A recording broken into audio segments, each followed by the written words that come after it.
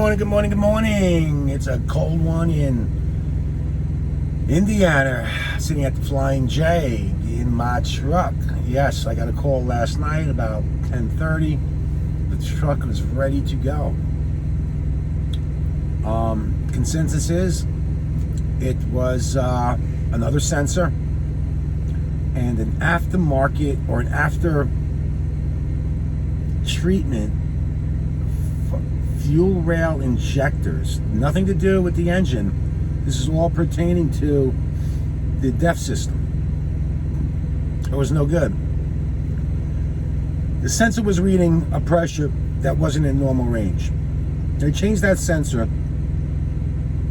They ran a diagnostic on the computer, obviously, and it turned out that they had to replace the whole fuel rail on the DEF system.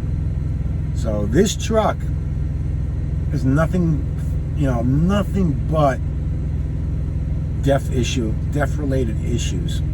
And again, I talked to the guy, seemed like he was intelligent. He said, "You believe me when I tell you, you're not the only person that goes through this." He was some are fortunate, but he would say about 65% of the trucks that range from the DEF system era up through now have the same issues you have. So,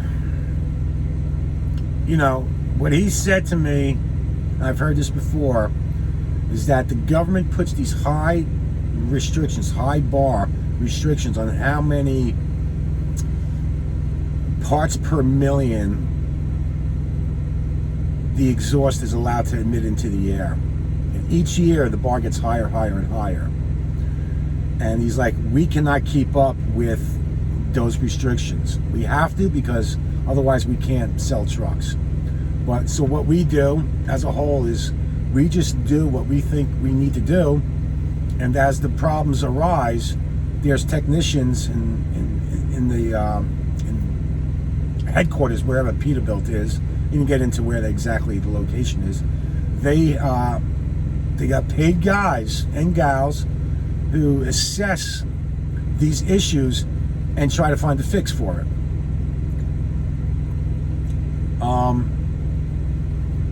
So again, I don't want to poo-poo on politics or the government, but here's the EPA putting ridiculous standards on these trucks to emit emissions. And like he said, he goes, believe me, when you burn off the particulate on the DPF filter, he goes, the contaminants are going to the air are 5 times worse than the old school diesels. So that's the problem. And he's like, I can't tell you that 2 days from now you're not going to throw another check engine light. Your truck is very susceptible to first of all, he said the cold air doesn't help any. And he goes, so I asked him, I said, anything to do with anti-gel? It seems like every time I put anti-gel into this truck, these are when problems arise. He's like, probably not.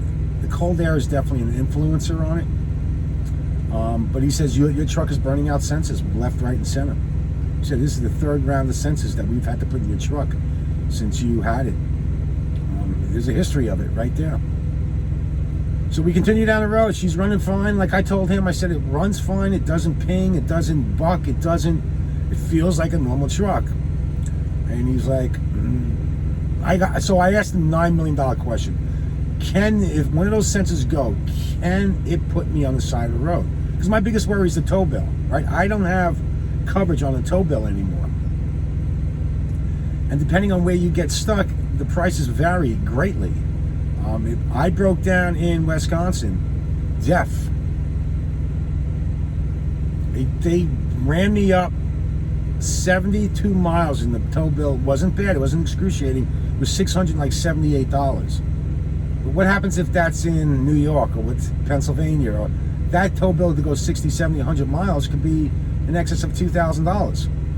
And the tow coverage expires after the 12 months of being in the truck. So the first 12 months, doesn't matter, you're covered, it's all good. After that 12 months is up, 12 months or 100,000 miles is the warranty on the tow.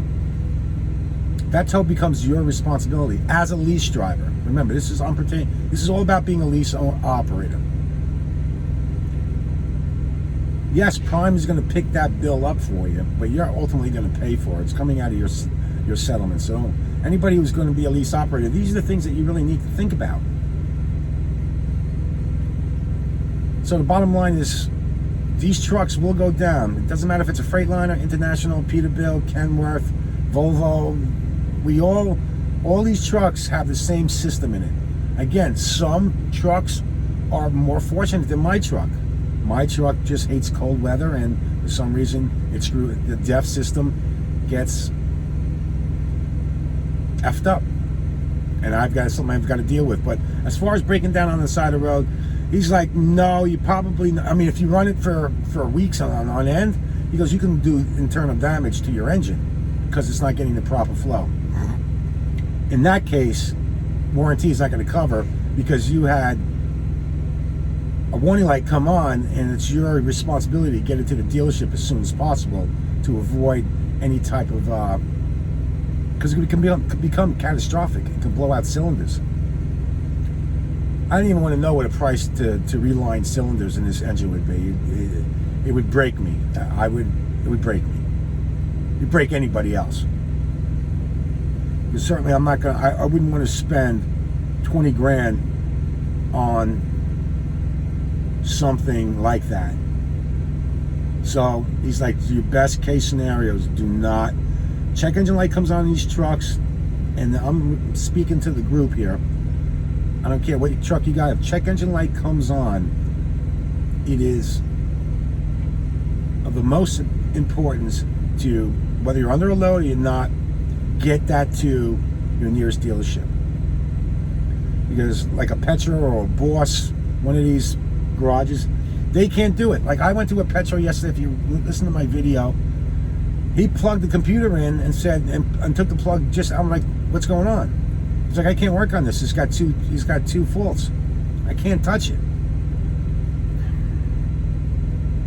So they can't do anything about any type of faults in the system. If you don't have any faults, he was going to do a hard regen, and it would have been fine. But again, those faults came up. He pulled that plug out of the motherboard here, and said, "You're on your own. You got to go to a dealership. I can't touch you." So you probably, again, if you blow a check engine light, yeah, road assist. You contact road assist. That's your first step. You contact your fleet manager, let them know what's going on. And in my case, I didn't know about how long it was going to be until about 2:30, 3 o'clock, when I contacted my fleet manager and was said, listen, this load needs to be repowered. They don't know how much longer it's going to be. It could be 5 hours, or it could be another 24 hours. We don't know. So your best bet is to get it repowered. And that's exactly what happened. I met a guy last night. He came in. I gave him the bill of lading. He took my trailer. He dropped off an empty, and he went down the road. So the earlier you know, the better off you are. And I hate to lose that, because this is the second load that I had to park. The first load I got, there was an open end date for tomorrow, the 4th. No, I'm sorry, the 3rd, today, but it was 0000. Then about an hour later, I get a message saying they bumped it up to the 5th of December. I was like, I'm not going to sit on a load that goes 500 miles for 4 days. The money was good, but it ain't that good.